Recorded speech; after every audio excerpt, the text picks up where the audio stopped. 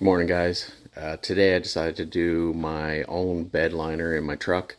When I bought the truck, it didn't come with a bed liner, and when I priced one around, they're anywhere between $500 and $700. So I decided to go with a do-it-yourself kit and see if I can do it myself. Let's take a look at what we got here.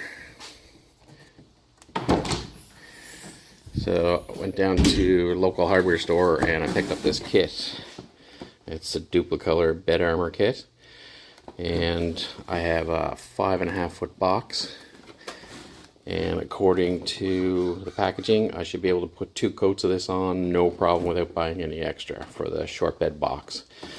So we're going to go with this kit, and I'll take you through the process. So this kit comes with everything you need to do it. Comes with the bed liner, comes with a foam roller, roller tray, stir stick, brush for getting into like the smaller spaces and around tow hooks and stuff. The prep work is done with the scuff pad. I might be using a little bit of extra. I might do some sanding myself, but apparently you can do it all with the scuff pad and the instructions. I'll open up the kit, lay it all out so you can see what comes in the box. So here's everything in the kit laid out. You got your bed liner, stir stick, your disposable tray, disposable brush and roller. You got your scuff pad for prep, and hey, can't beat instructions that actually come with pictures. Next we'll take a look at the bed and see what we're getting into. Okay, so every truck bed is going to be a little different depending on your configuration. So I have a short bed, 5.5-foot box. So as far as the product goes, I should be able to get 2 coats, no problem. But you can buy extra quarts. If you end up having a long bed, you might need a little extra just to do that second coat.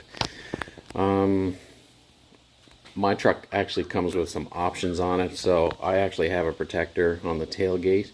So I'm not going to need as much product because it's already protected. The back of the truck itself, I'm going to run into some issues because I do have some accessories on the truck, like some light switches, some LED lighting, some different kind of tow hooks, and my power outlet. So looks like I'm going to have a lot of masking ahead of me to try and get this protected before I put the coating on. So let's get into it. We'll get rid of that tonneau cover, and then we'll start prepping the truck, probably masking off first, and then we'll get into the scuffing and sanding process, get that shine off. As you can see, the truck bed is pretty shiny, and the product won't adhere to it if there's any shine, so it's really important to get that prep work done properly. So I completely removed the tonneau cover. After removing it, I realized that I have these end caps on my box, so I won't need to mask off the top. But if you don't have them, you can just mask off a clean line where you want your bed liner to stop.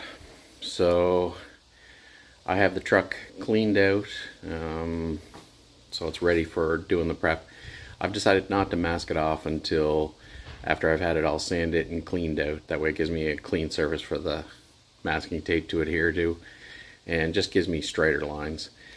So I just use some all-purpose degreaser to clean out the truck. The scuff pad is all you really need to do this for your prep work, but I have access to a sander, so I'm just going to speed up the process. Use my sander to get through this a little quicker. I'm not going to film actually sanding the truck because my compressor is pretty loud and it's just going to annoy you guys, so we'll fast forward to when I have it all sanded and ready. Just to give you an update, the sanding process is going pretty good. I'm using the scuff pad for most of it. This is just an update, but you can see the dull finish that you're looking for.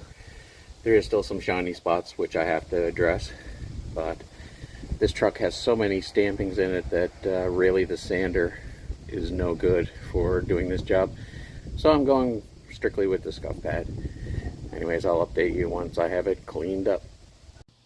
Okay, so I have all my lines masked off where I want to break the bed liner. It's all cleaned up, scuffed up, and degreased.